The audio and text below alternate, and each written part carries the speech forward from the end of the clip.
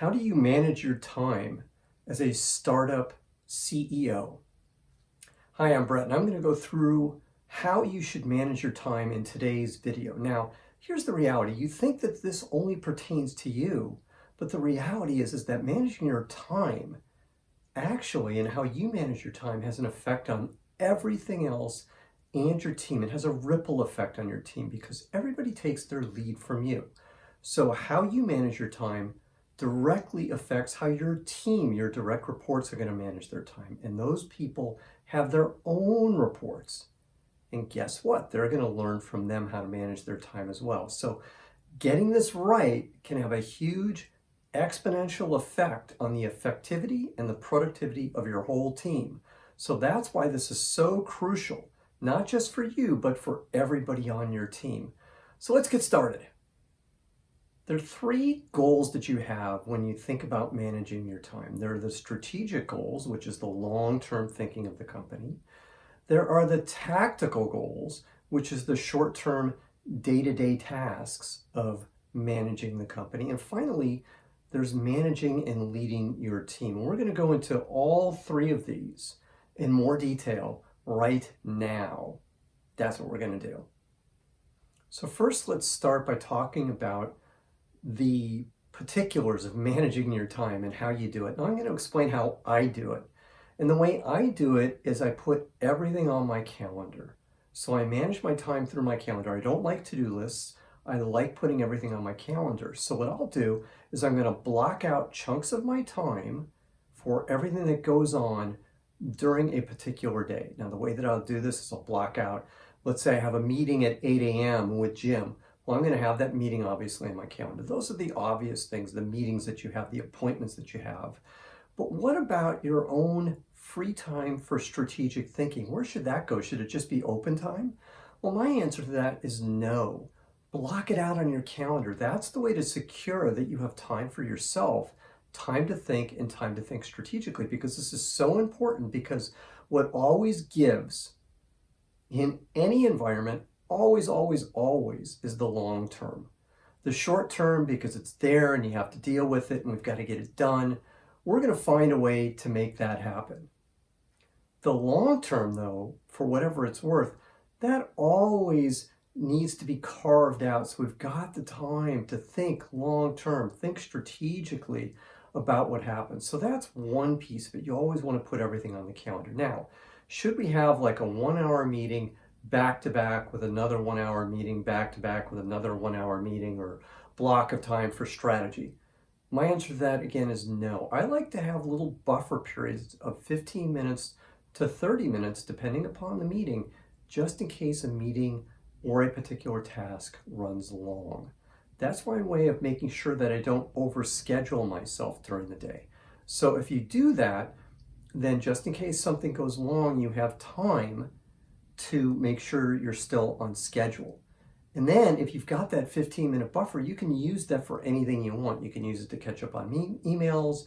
You can use it for other things that I'm going to talk about later, like management by walking around. There are all sorts of great things that you can do with that extra time, but it keeps you on schedule in terms of what you want to do. So I love working this way of just putting everything on my calendar. I find it super effective for me to work this way. So give that a try as the basics of how to manage your day. And then if there are overages, you want to look at this periodically through the day. Do you need to rearrange things? Do you need to reschedule things based on what's going on? You always will do that maybe 2 or 3 times a day as different things are happening to you when you're running your business. It's a nice, easy way of doing things, super simple to do. So one other thing you might think about is, should you share your calendar with your team? I'm actually not a fan of this. I know that there are various meetings, there are various ways of doing this. I have to keep my calendar personal.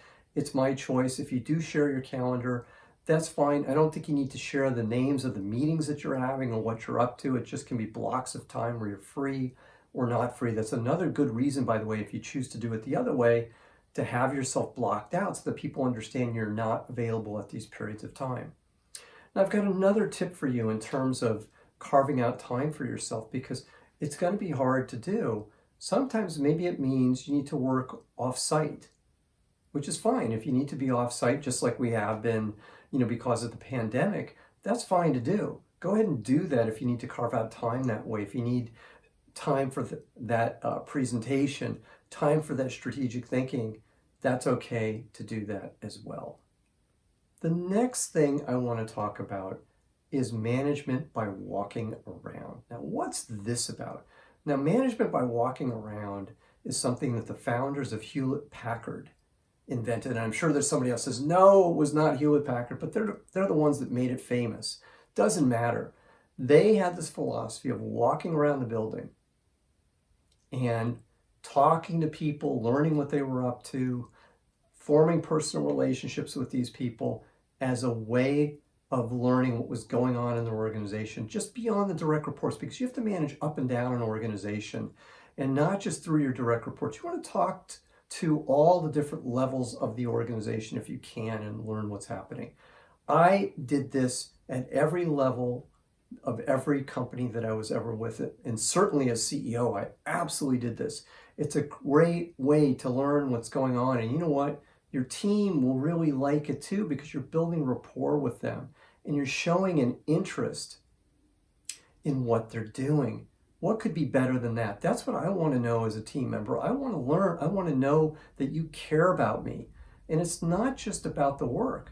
You learn about their personal lives. You learn what's going on with their families, their friends, all sorts of issues.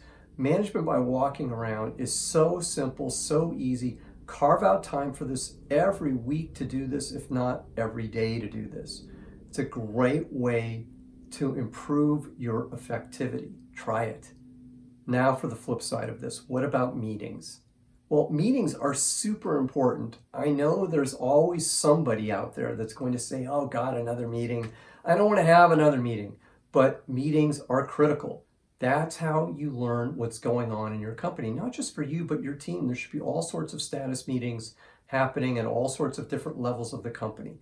Now, the key with meetings is to get in, get out, get done. Don't let them linger on. Everybody's busy. Everybody's got something to do. So the key to making this work is to always have an agenda for your meetings, stick to the agenda and get it done, and be really disciplined about your approach as you're going through the various meetings that are happening. But it's a great way to put discipline into your organization in terms of what's going on. I love doing this. It's the way that I would run my companies, would be basically based on this, is I'm going to have a meeting on the various subjects that I need to have to learn what's happening. I would encourage my direct reports to do the same thing, to status what's happening for them. There are all different types of meetings. There are status meetings. There are action meetings that you have. There are one-on-one meetings you want to have with your staff. Those are critical to do to make sure you're building rapport with your staff. It's also a great way for your staff to tell you what's on their minds. It's their time. It's a great way to mentor and coach people, is to have one-on-one meetings as well. So there are all sorts of different meetings you want to have. You want to make sure you schedule these always, because this is how you're going to learn what's going on in your company, is by having these various meetings that are happening. So make sure you're doing the meetings along with management by walking around. Make sure you're doing that. That's going to really help you keep tabs on what's going on in the company. As I said, you want to have a disciplined organization. This is how you do it, so you stay focused and everybody understands they're accountable. That's where meetings are for. It's accountability at the end of the day. It's a big part of it. It's accountability, it's status, it's teaching, it's training, it's all these various things. So meetings are key. So how should you think about your time? How much of your time should be accounted for in meetings and various tasks like that? Well, here's my goal. My goal is to be at about 50% meetings, 50% free time. Now, obviously, this is going to vary depending upon what's going on. It's going to vary if you're having an emergency or some other crisis that's happening in the company or what have you. But the concept of having the meetings take up about 50% of your day, and then the other 50% being for strategic thinking, so you can think long-term about what's going on with the company so that you can do your own personal work. that you need to do, determining whatever that is that's going on. That was always my goal in terms of what I wanted to do, because then I'm a couple steps ahead of what's going on inside of the company. And that's where you need to be as the leader. You've always got to be thinking and planning ahead.